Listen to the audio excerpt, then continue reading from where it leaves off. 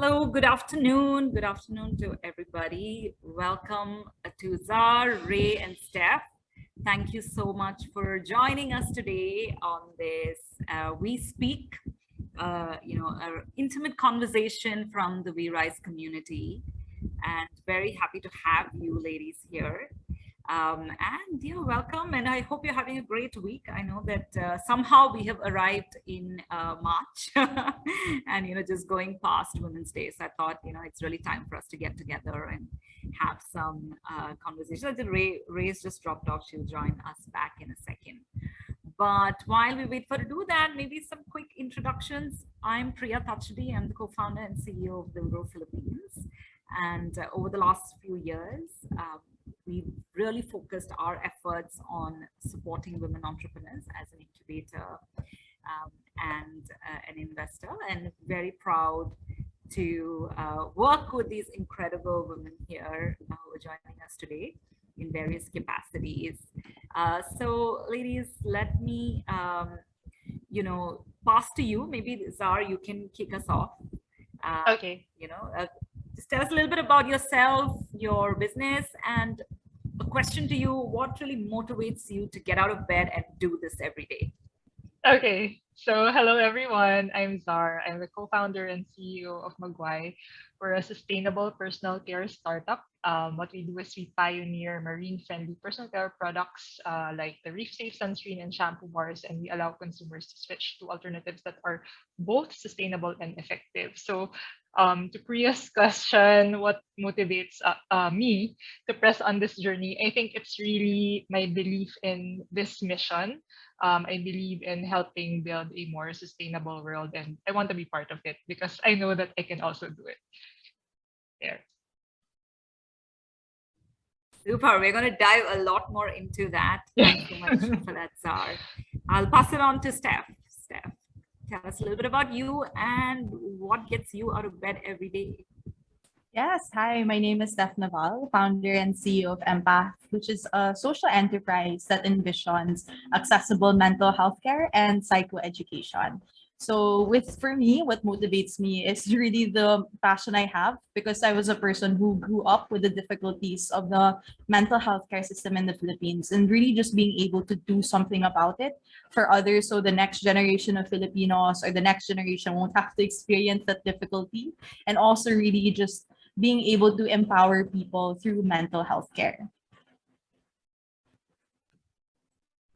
So very different types of businesses, but fundamentally driven by like a passion to solve a particular issue, right? So Czar, you've been on this journey for a little bit. So let me dive a little bit more around kind of your business. So this is a very specific issue, right? Around sort of sustainability, around sort of your love for the ocean and reefs. Yes. So how did you get started? And why this? You could have, as an entrepreneur, you could have done anything. So why this particular issue and why this model? Right. So it's actually super personal why I ended up in this spot. It started around more than 10 years ago. It was on Doi, the typhoon. So you might be familiar with it. It's one of the toughest hitting typhoons in Manila, and it hit our house very bad. Our house is flooded, and it really made a mark on me. It also made me curious a lot about climate change, the impact of humans on the environment, about sustainability. And that's when I started to be an eco warrior. And I also knew that I had this knack for entrepreneurship because I've been doing that on the side while I was having my full-time job. And so when I read in this article that sunscreens are toxic to coral reefs, like that's one of the like man-made things that can be destructive to the environment. And I saw there was a market gap as well. I realized it's something that I can do. And I took it on as a project with Matthew, my co-founder, my office mate that time. And so and the rest is history. But it really just started. I guess what's interesting there is it started with a very personal pain point. and also that that fire inside me that I know that I can make a mark given this gap. Okay, everything kind of stems from like a very personal Yeah. story, right? And what kind of really drove you. That's super, very, very interesting. And thanks for sharing that origin story. Steph, how about you? You said, you kind of touched on it a little bit in your intro. You said that this is something that you experienced growing up, right? But why this particular model, why do you believe that this would work? Why is it so needed? Yes. I love how you emphasize this particular model because I did have an advocacy for mental health. And then there were different pathways to choose from. I could have been a psychologist, a psychiatrist. I could have made a nonprofit out of it also. But I realized science isn't my thing, to be honest. But business was. And I knew that I love dealing with like the whole game of business, entrepreneurship, building things from scratch and everything. And it's one of the things because I didn't realize back then, but that I had a knack also similar with my colleague here for when it comes to entrepreneurship. And I decided maybe not a non-profit, but something that can sustainably fund on its own also to make sustainable change as well. So that's how there was the marriage of like impact, high impact, but at the same time, the business savviness of empath as well, and being able to cater to our communities. And it was really, so it was a mix of not only pain points that I had, but also I knew with what advocacy, I couldn't really be a psychologist or psychiatrist in the forefront of things, but I knew I would love to be the supporting admin to have these superstars be able to cater to the clients and really be best support of whatever I can with my strengths for them. It's kind of finding kind of your superhero skill, right? That's great, and sort of blending it with this issue. Hi Rei, welcome to the conversation. Hi Rei. We're just getting started on just getting to know the businesses and what you represent. So question to you, could you just introduce yourself and also tell us a little bit about BalaiKamay, and really the question of what gets you out of bed and why did you choose this path, right? Why this particular model? Yeah, so good afternoon from Manila. I am Rei from BalaiKamay. I'm one of the co-founders and co-owners of a women-led enterprise. Happy Women's Month to all of us here. BalaiKamay is social enterprise. We actually advocate sustainability. We're very big on that, both on the livelihood by providing sustainable livelihood for our partner artisans and the pieces that we use of, like sustainably sourced raw materials. So we handmade pieces for work, for home, and for play. And it's something that every part of the family can enjoy, from the mom to the home decors, or for the kids and kids at heart for our toys. So why this kind of business?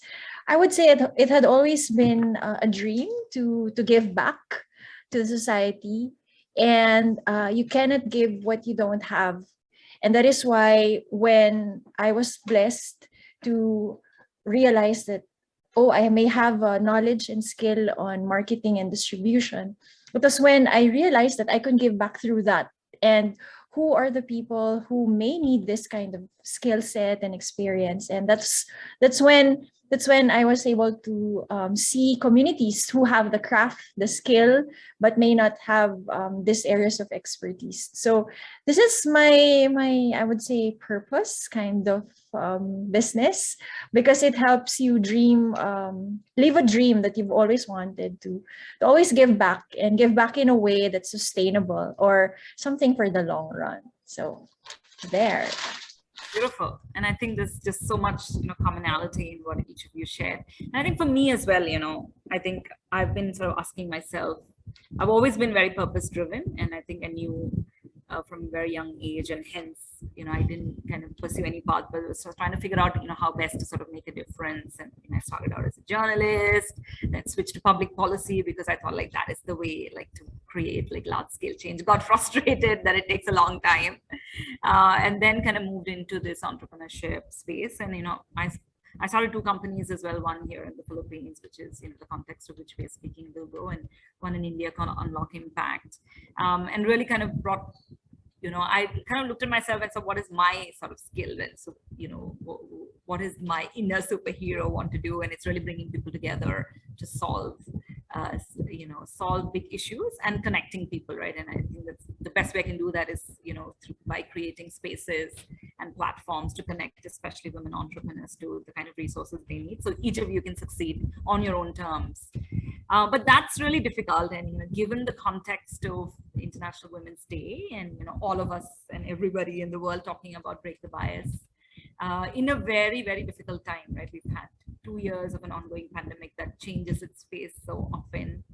We have a war, and the world is at the brink of like something really insane that sprouted that no one can, even kind of fathom.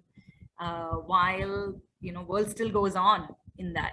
But as women entrepreneurs navigating the spaces that you are, what does break the bias really mean for you, right? When you hear that word, I know that we've all, as women, as human beings, in the societies that we live and in the workspaces, we've faced it, even at home. But what does it kind of evoke in you when you hear break the bias? Let me jump to you, Zar. I mean, for me, breaking the bias, I really love that now we have a theme for International Women's Day. And I think that's so apt because women always are judged in a certain way. There's this stereotype, or even, for example, in business setting, usually it's women can't be like the CEOs. They could be like the human resource or the operations, but not necessarily like leading. So there are a lot of stereotypes that I think women still have.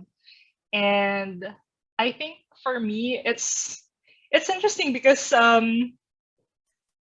personally, I've grown up in a household where there's a very strong woman like my mom. And then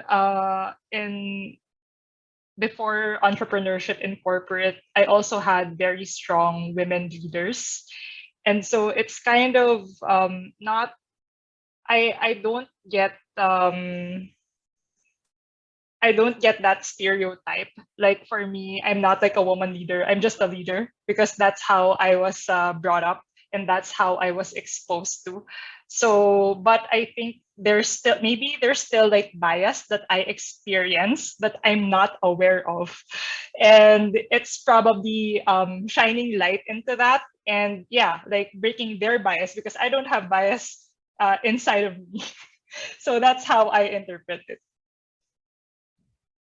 Very interesting. I think one of the recognitions for me was, really how to navigate this unconscious bias, right? Like if it's in your face, like, somebody saying like, you can't do this or that, then it becomes so much easier. But navigating, the unconscious bias and even recognizing that you're actually facing that is quite difficult. So I totally agree with you. Then it takes like a lot of like, awareness and like really skilling yourself to figure it out. How about you, Steph? How does that resonate with you? For me, when it comes to, I also came from a quite strong female family. We're actually 5 girls. I have 4 sisters, and then I'm the second. My Lola is also a matriarchy type of family. Really great. Came from an all-girls school also. So it was actually, I felt it more when I went to college, and then it was eventually mixed. So all the more when it came to the workforce as well. So Empath is also majority female. So it's also female-led type of enterprise. And I did notice it a lot actually in college. Yes, with professors, in fact, when it came to certain stereotypes or even some people I came across as an entrepreneur, I can see it sometimes depending because it is a male dominated industry. Let's say one of the bigger players are when it comes to leading, let's say, companies, it's usually, oh, women are too emotional when to make certain decisions, or that's only best for their job. Or sometimes they would question, will she really push through with it? What happens if she has a family and then she gets pregnant? Like, these things won't be considered when if it's a male entrepreneur. Also, like, it's already assumed that yes. Oh, and also the fact, for example, this wasn't said to me, but this was also said to a friend of mine. For example, for all the pitches, we had a pitch run. There were men that were very serious tone and everything, but it was only her that they asked her to smile also. So, like, for example, I was like, oh wow. So parang instances like that. So maybe it's not as rampant. Actually, it was in college, but then I feel like maybe because I've set up that environment, I've joined groups such as We Rise, and I really surrounded myself with female entrepreneurs. But yeah, I do still see the nuances of it from time to time. Yeah, I think that's a great point. You know, I think sometimes I listen to a lot of pitches, and sometimes some of the questions that get asked, or oh, like, why wasn't that person, like, a woman entrepreneur, not more emotional, or like, or too emotional? You know, there are all these ranges, which is like so frustrating, right? Like, why does, you know, and those questions are not being asked to some of the male entrepreneurs or even the mixed teams, right, who come to these things. Yeah, that's a great point. How about you, Ray? What about your journey? Yes, about breaking barriers, I think it's a very good way that we are now able to articulate that there is indeed a barrier. Because I think because we have dealt with it for a long time, more or less you could say that it has been there, but kind of like accepted it as a norm already. So not really like, oh, this is something that I need to address or overcome. But since it's has been a way of life, I would say, being exposed to it from, growing up and into school and now into the entrepreneur journey, you kind of more or less accepted it that way. So the way that you say breaking barriers, oh, there's a barrier. And needless to say, I was able to experience it actually when I got I got myself immersed in a male dominated industry, which is like carpentry. And when you right, I mean, it's not often that you see a female carpenter. When you say a carpenter, it's automatically it's a man, or wood carving or woodworks even. So that actually was an eye opener for me. Oh, it's really tough to be in an industry like that, and it's a chance. It was a chance and opportunity that opened my eyes to, exploring what other ways I can do to be able to keep up. So not really on like breaking the barrier per se, but I guess it's more of like understanding why is there a barrier in the first place? Like, why does it even have to be broken? Why is it? So it's more of understanding what's their language, or like in the men in the industry where we are, like the partner communities whom we work with. So I actually took up a short course on carpentry from a vocational school, just so I am able to understand the language that they're using. Because like what I've said, breaking barrier, how do you become part of that sphere so that you don't even have to like define I'm outside the barrier, inside the barrier. You're actually part of a barrierless world kind of thing. So that's my concrete take on it. So I actually took classes, and interestingly I had fun learning from the men teachers and the men classmates I had. Wow, very interesting approach. That's the being immersed. I think all of you are in fairly male-dominated industries, retail, mental health, tech, carpentry. But it's interesting. I think each of you are like finding ways to navigate it, right? Like maybe sometimes consciously, sometimes unconsciously. But do you think that when you look back at your personal stories and your families and where you come from, and I think all of you mentioned sort of strong sort of female role models at home, which is a very common story for many, especially here in the Philippines, I think. And so do you think it's changed for your generation? Like when you look back, you know, I think when we're talking today, even like having this day and, you know, talking about these themes, like what Zara was saying, like we are of course standing on the shoulders of so many women who've gone before us and actually paved the way and made it much easier for us. What do you think are some of these big changes that you see, right, that gives you sort of hope when we talk about gender equality? Ooh, I can try. Yeah, go ahead. Go ahead. Very clearly, I know this is basic for some countries, but the fact that women can work or even take a job position. Not saying at all it's bad to be, it's not bad to be a housewife, not at all. I think the key word is that they had the choice to do it.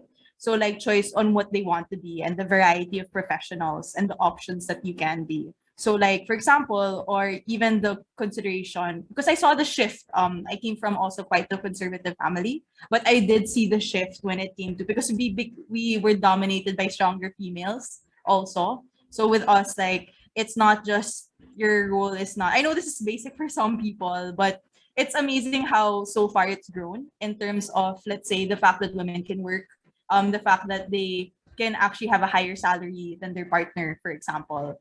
It's not a shame for the other partner that takes out his masculinity just because the woman has the higher salary or they have the leadership role in the job and everything. So I think for me, those were personal shifts that I could actually, if it wasn't for the giants that paved the way, I don't think I could even be able to start Empath, to join community programs such as these, even though we do have a long way to go. But even the fact that I can just work and then my end goal in life was not just limited to a certain amount of choices. Again, it's not bad and whatever. The key word is really choice of these options that you have. Absolutely, go Zach. So I'll also share. So I really resonate with being in a matriarchal family and society, like in advertising with all those women leaders. But what's interesting for me is even if it's matriarchal or on a qualitative basis, the numbers don't still quite reflect it. Like I saw this Instagram story from Katrina Razon, and she said that in the past year only 2% of women entrepreneurs got venture funding compared to men, and that's so small. And then in Southeast Asia, I think it's 17%. Okay, so to be fact checked, but we all know that females or women entrepreneurs get lower venture funding. So it's still it's interesting for me because the culture is patriarchal, but it's still not being reflected in the numbers. But I think one big hope that or change that I see is how we are talking about it. Like we have this panel right now, we have communities, like we have Rerise, we have other women communities that help shine light into this issue and give women entrepreneurs more opportunities. So I think this ecosystem building is so important. Like I personally experience positive impact from the ecosystem building for women entrepreneurs. I totally agree with that. Funding is a large space where you really feel the bias if you're women-led. So I also support that kind of ecosystem building because it takes a village to build another village of empowered women and empowered businesses and sustainable businesses. So there has a lot of things that happened that actually compared to before that we've been like very that have developed versus how we were before. We are now able to voice out what we could think. We actually have we are not our opinions are heard, like what Zar said, through forums like this. But a lot of things still needs to be done, especially on sustaining the change that we already have. Not losing the ball on making sure that the next set of girls coming after us will have the equal at the very least, but hopefully bigger chances of making themselves heard and making a lasting impact more than where we are now at this time. Oh, beautifully put. I think, yeah, it's very interesting that you said, it's sustaining, because it sometimes does feel like we're taking like one step forward and then like many steps back each time we hear these stories. And I think, but that is, I think, been the story of change through history, through time. And I think, I'm sure like the women who fought for the right to vote and the right to education and, right, that really paved the way for us, also felt this way, but it did happen. But since all of you brought up funding, let's jump into it. It's something that I think requires a fair amount of discussion. And, it's something that, this platform really is all about as well. Yes, absolutely. Like the numbers are frustrating. And the numbers actually just means that people like you are still sort of, out of reach, and there are others who don't even make it and don't have the agency yet or the opportunities to even raise their opinions or voice out, right? So we are definitely trending very behind, and this is given, I think, let's be real, in the context of the fact that over the last 3 to 4 years there's been a lot of noise about gender-lens investing. There's a lot of action and activity around supporting women entrepreneurs, more capital. I think around 80% more capital has been allocated just in Southeast Asia for women entrepreneurs, right, with the gender lens pool. So given all of these amazing positive movement, it's quite disheartening when you continue to see that the needle has not moved, but it's a long-term fight. Given that context, let's get into some specifics. So why do you think this is happening? Why do we continue to face this issue? Why are we still seeing these appointment numbers from where you sit and from your sort of personal experience or from your peers? I think it's probably because the fact that women lead differently in contrast to men. So the same sketch, which leads to a different set of expectations altogether. And if you're the one putting your bets on an enterprise, you wouldn't want to bet on an enterprise that may not be the norm or the mainstream kind of business. So I guess because of that kind of leadership that echoes from who is leading the enterprise, I guess that's, among all others, years of bias. That's why funding is not really that available. Yeah, brilliant point. I think absolutely. I think there's a big narrative around who's a successful entrepreneur, and many times women-led businesses are not anywhere in that narrative, right? And so I think there is definitely a point around what are we seeing as success. I think I was in another conversation with women entrepreneurs, and I think one of the things that sort of came up is that locally, especially in our Philippines ecosystem, there's a vision, there's a very, very strong image of who the successful entrepreneur tends to be male, tend to reflect a little bit more like how Silicon Valley entrepreneurs are dressing or sounding like, and that's the kind of the story that keeps sort of showing up, right, in sort of the narratives that we are seeing in the press or online, etc. So I think that I think there's also probably another side to what you were saying, is that what type of businesses are women leading, right? Yeah, absolutely. Steph, Czar, any thoughts around this? Go ahead, Steph. Oh, go ahead, Czar. Okay. So I'm not. So we haven't gotten equity funding yet, so there's no personal experience. But just from what I see, when we say venture capital, usually they're really looking for startups that scale fast, and that's usually tech. So I guess just looking at in the tech world, it's really more male dominated just by the numbers. So I think that might be one of the contributors.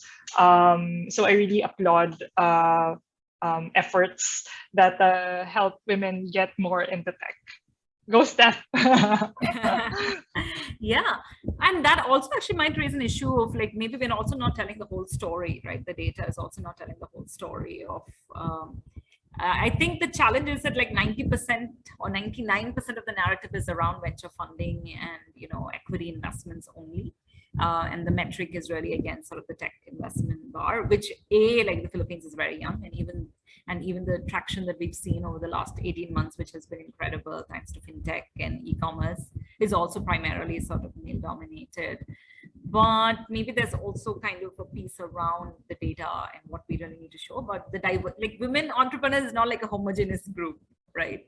It is very, very diverse type of women, diverse type of, you know, models, which requires diverse types of, you know, capital, which is, I think, maybe a piece of the story and the narrative that's also missing. What's your experience of that, Steph? Yeah, I think it's really with the narrative of how especially women are played out. So for example, I call it the lose-lose narrative. So let's say if you're too soft-spoken or shy, oh, this person isn't strong enough to hold up a company. But if this person has a strong personality, okay, this girl's a bit intimidating, she should smile a bit more. Type of, or why does she have to have an intimidating presence? I feel like she'll be difficult to work with. I think those are the narratives that play either or. But if it's for men, for example, if strong personality, oh, he's a strong leader, we want that type of person to invest. Or if he's a shyer personality, oh yes, I think he's a bit reserved, but let's look into what his capabilities are in tech, for example. He seems to be a very brilliant person. Those were the narratives I came across personally with those things. And especially when I've been joining in several programs such as this. And even when it comes to, there's even quote unquote misconceptions about the narrative of women. I guess it has to do with how its history played out, how culturally it's also embedded. Like for example, for speaking of funding, I was able to join the WeHYs, the UST, the Women Helping Women program. I told someone about it. I was like, I really love the initiative they did in terms of like it was for a women-led type of enterprises. And then this person said, isn't that discrimination and sexist because it's just women? And then I was, no, that's not the point. And then, but this person was much older. So I had to explain because women, right? And then like why it's not discrimination against men. So it's even like concepts like this, the narrative of how women work. There's still a lot to play. In just relation into funding. Even with these efforts, I think it's really great that we still continue them and that we continue to even just like little nuances like that, taking the time to even explain it, because this person was also from the older generation. So it's also, that's how they grew up in as well. Not saying that it's a justifying cause, I understand, but it's not acceptable type of concept. So that's just from my experience with funding and gender biases also. Yeah, no, I think on your last point, I think there's also a fair amount of education, right? Because sometimes it can be kind of perceived negatively. In fact, I was on a panel discussion yesterday for Women's Day, and somebody was asking, okay, like is this council or like this thing only for like women, or like can men contribute to helping solve this? And also I think sometimes like it's also unconscious, so it can be kind of frustrating to see the other ways that, okay, like why are all these programs only targeting women? I think let's get it straight. Like the data shows, and the fact is that despite that we have majority of women-led businesses in the Philippines, vast majority of them do not get access to the resources that they need to fulfill their ambition or their potential. And that discrepancy and that kind of uneven level playing field is really what we're trying to solve with these type of programs and efforts, so that we can actually get to par with our male counterparts and allies who are also working very hard in the ecosystem, right? It's really, a lot of it is really systemic and, you know, conditioned by society. Gender itself is a societal construct, right? We're not talking about just male women. It's really our perceptions and certain attributes are kind of exactly a step that, you know, all of you are mentioning. You are perceived as a certain way of the type of business, and then, you know, that kind of ends your journey, you know, for that path of access to funding or resources. What would we want to see as a change? You know, maybe are there any specific areas that you think to help women entrepreneurs access funding, those who want it, given that we're all diverse? Are there any specific areas that you think really need more work, or is there a particular suggestion that you might have? I'll leave it open to all of you to think about it. I think just stemming from, I got so much confidence as a female entrepreneur coming from a matriarchal family and in the workplace. And I think, and it just gave me so much fire and belief in myself. So maybe one would be also how we should celebrate more women entrepreneurs that are successful. And that could also show this a different narrative, not just to the potential investors, but also to the girls, that they can do it as well. Ooh, can I add to that also? I'm quite one of the younger ones in terms of this entrepreneurship space. I super love it when I see successful women entrepreneurs. So I get so excited with the We Rise community. And then when I see, hey, they got into a as a relatively the younger person, really love it. Find it really, really inspirational. I really go out of my way to talk to them, to ask them about their perspective.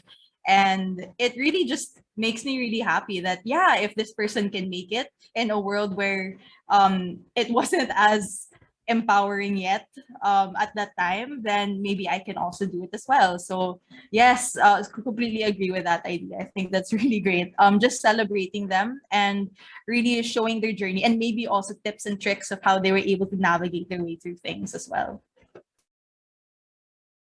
For sustaining the change that we're talking right now, I think it's actually two-pronged also. Like, how do you manage the future and how do you work and navigate the present kind of thing? Because the past will always be the narrative, and how do you it will always be a springboard to where you would want to be presently and in the future. So in the present, to your question about what needs to be done, I think we should continue doing like what We Rise is doing, creating this ecosystems, like what Czar said, to be able to really bring into the conversation relevant topics like this, because not unless you recognize and bring it into discussion will you be able to not really like make a big dent, but in a way get there. Because I believe that for us to espouse the and bring the women support for women that we need, we do not necessarily need fellow women to do that. We need to be able to bring it to a conversation that even the men will actually participate in the conversation, so that we are able to create an ecosystem that supports this kind of environment, to be able to build the infrastructure. Because if only within us do we actually convince everyone to work towards that, we might not be able to bring lasting change, because it will just be in pockets, and not really be able to create a village that really believes that women should be respected and given equal rights and voice, especially with the funding. And future, I agree with Steph and Czar, being able to, because we've started the spark, I believe, with all of these. And how do you now pass on the torch? So more of like being able to translate this kind of conversations from very top high conversations with managers, entrepreneurs like us, to the grassroots, to young girls in school, and so that at a very young age you're able to sow seeds and continue that spark that we have started. Ooh, and if I can add to that also, really love the discussion going on here. If I can also add to that, I think aside from the glamour and also the celebration of that comes with the celebration of women, I think it really helps to be patient enough to educate specifically. Like I noticed it really with the comment when I was celebrating all, like I got personally why there were women programs, let's say for example the one at USC or Reachwise, but that particular person who wasn't really involved with the narrative couldn't really get why. So it's really bringing that person in also. And I really just think it was really just educating them, making them known why, for example, in the race that women were put at a disadvantage. So we have to keep them up to speed to what the whole society is having them as. So really more education material other than like, yes, for for women's rights, yes, for women entrepreneurs and leaders. Maybe it's also adding to the education narrative of it. So I'm not sure if I'm making sense, but then yes, adding to that part. No, as absolutely. well. I think so. It's really kind of, it's about supporting women and, and all of us kind of speaking out, but we also need to bring in those who probably don't understand this or are kind of outside of the circles, right? Of these pieces. No, absolutely. It makes a lot of sense. And I think that's a big part of it. I think unless we educate, unless we share these stories and, kind of even just help people acknowledge that it is not a level playing field for all entrepreneurs today. And many times, if you talk to anybody who's selecting entrepreneurs, they will tell you that we only select based on potential and, the business model, right? The no criteria anywhere is discriminatory in that sense. Like, everyone has like a score sheet, or everyone has a certain criteria in how, someone gets selected, but we're all human beings. And I think organizations are run by people, systems are built by people, and that's where all of these biases creep in. And there are systemic things that are set up that actually keep women and and a lot of, underserved groups, marginalized groups out. Because of the way systems are built. And I think absolutely agree. I think so. There are 3 or 4 things that the 3 of you are kind of voicing. Number one, we need more stories and narratives of all types of women entrepreneurs. We need more role models so that we are continuing to create more entrepreneurs and more women leaders. I think number 2 is really kind of breaking the myths around like why the support is even needed, right? These are not just affirmative programs or affirmation programs for the sake of it, but there is a problem that we're trying to address. And I think also building the ecosystem of support. I think that, and that's really what WeRise is all about. And I think the last piece is to making sure that we're sitting down at this table to solve these problems along with men, along with others who are outside of maybe these discussions. Powerful thoughts. I want to ask you one thing. All of you touched on kind of inspiring others to come into this space and being leaders, right? Young girls, young women, and as young women yourselves who are fairly early in your journey as entrepreneurs as well. How do you deal with imposter syndrome? Because that's we spoke a lot about external biases and like what others you might face with others, but many times we also have these biases against ourselves, maybe conscious, maybe unconscious, and we come into these spaces and really feel like, oh my God, I know I am a fraud, I'm an imposter, and it hits us, right? No matter where it happens to me, and I'm at least a decade ahead of you guys. I still feel that today. Sometimes I'm an investor who does not come from an investment banking or a finance institution background, and when I started my journey, I constantly face this, being in a room full of like people who are only talking sort of financial lingo and talking about their investment banking background. So like I felt out of place, but no one put me in that spot. They were all like, fairly welcoming and happy to hear my thoughts, but I had something to offer, but I didn't think so. And it's taken me a long time to actually kind of build my own confidence around it. So does that resonate with you? How do you address it? Do you face it? Maybe give us a situation where you have, and how do you deal with it? I give you a second to think about it. Everyone's kind of nodding away because we all feel this all the time. We're like, yeah, that's every day. Okay. Steph, do you want to start us off? Yeah, sure. So for me, definitely, especially when Empath was starting, I really felt, oh man, as in, what am I doing at some point? And then I remember I had a call with a friend. I was really at the low. I really was like, shucks, like I really want to do these. Like, is this too big? Do I know how to handle these? Like all these imposter syndromes, or really discrediting all the accomplishments I've had so far. And then he said, Steph, you may be a business school student and still not know what you're doing in business, because business is really about it's you really bring credit also with your own personal experience and how you navigate yourself with it, and you shouldn't discredit any of that.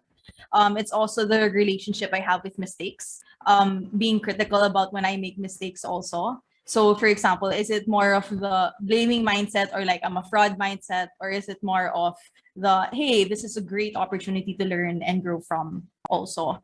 So it was recognizing those things. And this is a bit comes into therapy already. So it's like called CBT, or cognitive behavior therapy. If some of you are familiar with that, it's really nitpicking the logical fallacies that, oh, you're like this because you're a fraud because of A, B, C, or D.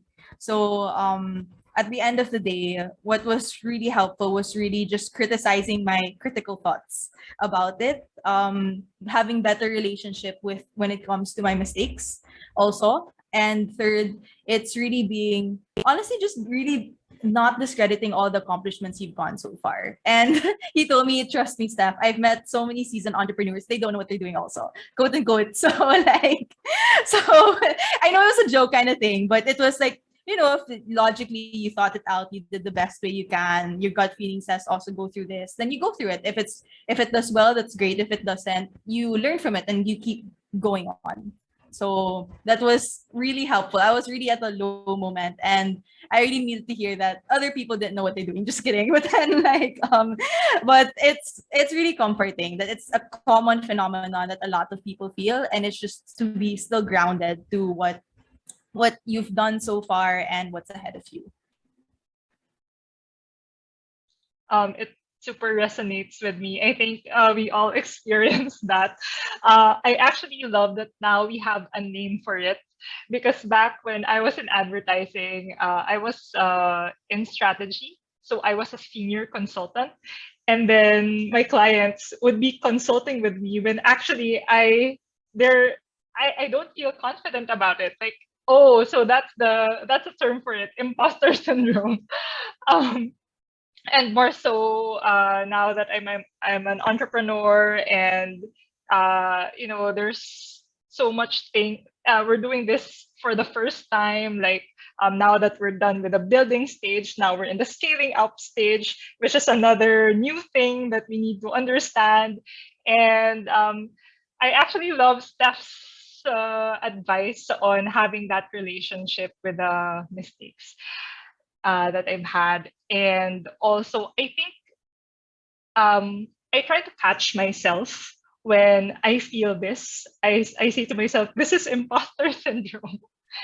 And I try to have a positive relationship with this feeling. Like if there's sort of fear that I feel, it means that I'm growing. If I'm not comfortable in this position, it might be a good thing.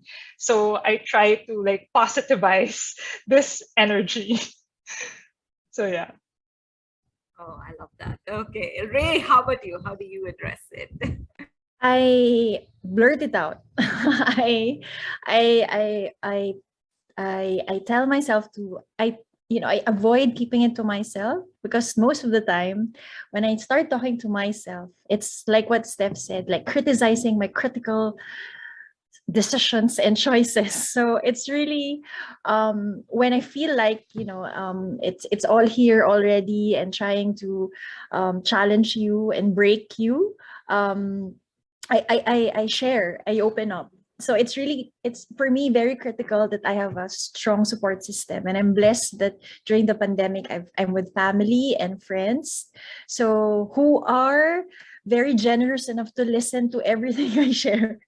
Because like what Steph said, whenever I hear someone telling me that you're actually like doing a good job, when it's coming from a different person, it's altogether encouraging rather than telling yourself the same way.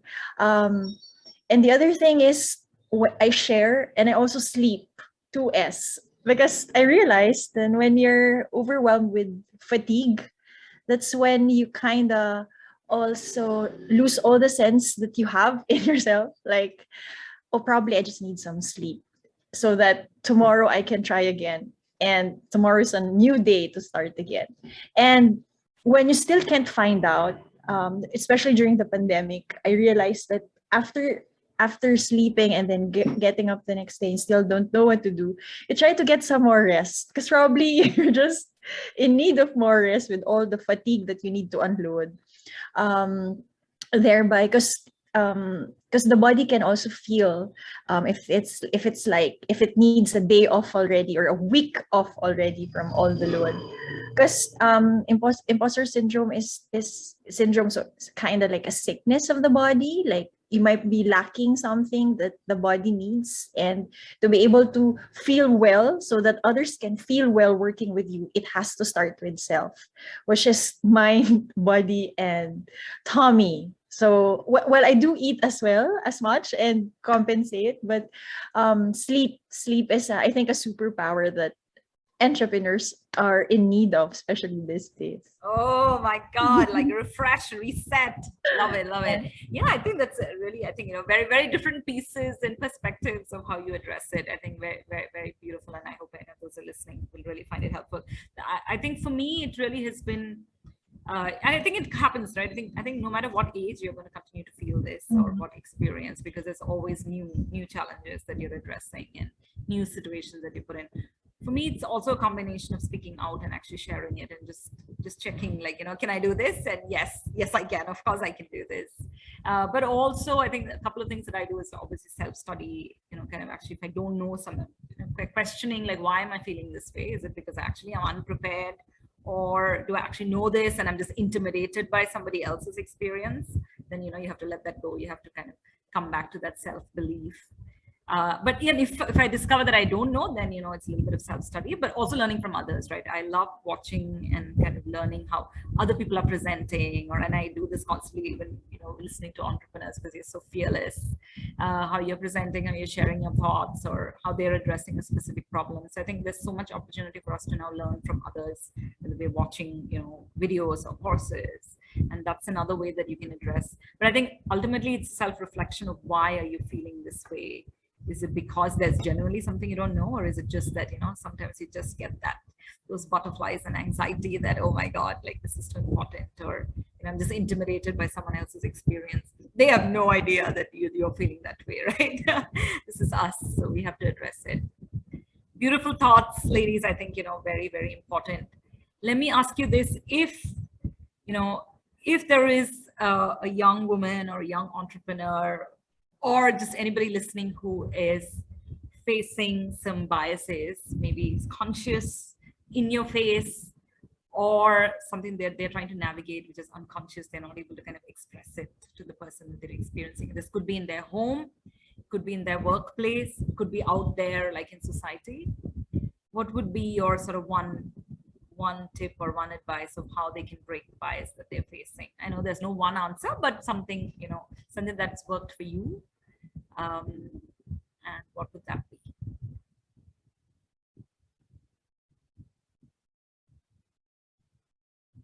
Can I jump on that?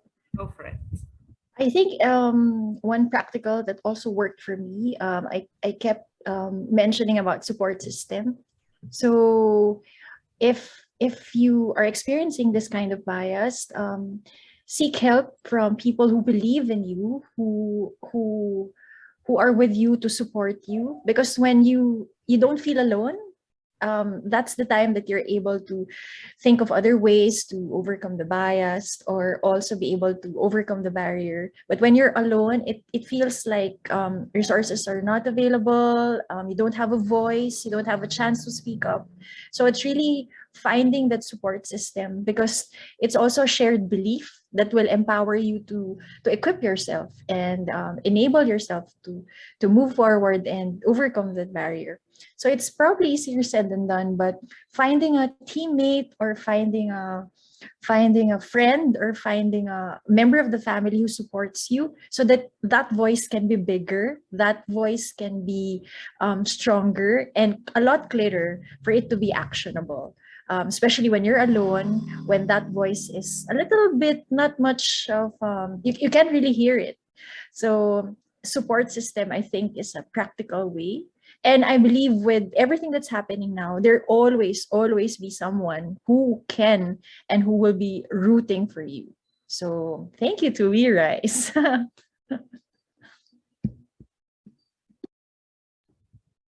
What to you, Zar? Actually, I have the same thoughts as Ray. Like, I really, I think it's like, how can we turn this bias into a strong point?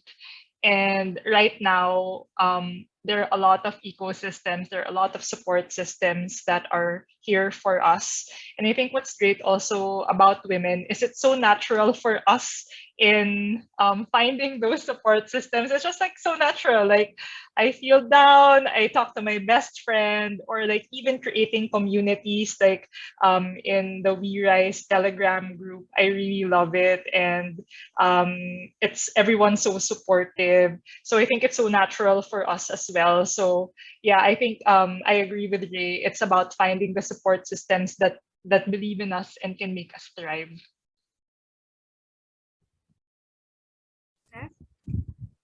Oh, for me, I'm not sure if I'm allowed to say this, but you just not give a shit. Like, for that was my motto, but in the best way possible, Yeah. for sure. So, like for example, when comments came up like that, or I had faced sexism, like with comments with other people, or from even from friends, or let's say people of authority, I just didn't care. Like, I just like I know what my worth is as a woman. I know I'm capable of, and it's not me who's a problem. It's that mindset that's a problem. And I'm here to battle it out for those ahead of me, and really to just keep carrying and going. And with the tribe that you found, because tribe is very important.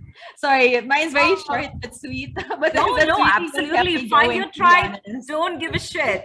I think Yeah. that's great, great Yeah, that's advice. really what worked for me. So yeah. Absolutely. And that's what works, right? Like we have to sometimes like we have to find that little part of us that just really will be, we all have that resilience inside of us, right? Just, wrap it around us and just keep moving forward. It doesn't matter. I love it. I'm feeling the spirit, ladies. We're around about the hour, so I want to kind of wrap up. Before we go, I just want to give you a chance. If you have a shout out for your business, let's use the opportunity to do that. So we can just do very quick. I'll jump to Ray. Anything that you want to share about your offering? Yeah, so thank you to We Rise for all the support that you've been providing BalaiKamay. So to all of you, we invite you to visit our website. It's the same address, balaikamay.com. So we offer pieces for work, home, and play that may be very relevant to you. And all of this are supporting the environment and communities. So I invite you to support also the livelihood of these partners. Thank you very much. Wonderful. That's balaikamay.com. Thanks. Steph? Yeah, so from Empath, you can check out our social media handles at empath_PH for psychoeducation content that is for free, or if you can avail for our mental health services, we would love to help out, especially the women out there with Happy Women's Month. So yes, you feel free to reach out to Empath. Love it. Zar? Okay, so for people who are heading to the beach, get your Reef Safe sunscreen. It's available online in magwai.com.ph, and we have our Shopee and Lazada. And for those who are thinking about shifting to plastic-free shampoo, so we have our Magwai shampoo bars now available in 400 Watson stores nationwide. So yay! I'm so happy that now it's more accessible to everyone, not just online. Wonderful. You heard that from three incredible women entrepreneurs paving their ways. And you please check out their websites. They're doing amazing work. Please support them and support, the communities that they're working with. It's really sustainability, mental health. What else do we need, right? This is what we've got to support. So thank you, ladies. Thank you for being here and sharing your stories, sharing your insights. Have a wonderful week and month and year ahead. We are behind you. And, this is We Rise, and we are working on this path together. So thank you for your time today. Thank you. Thank you.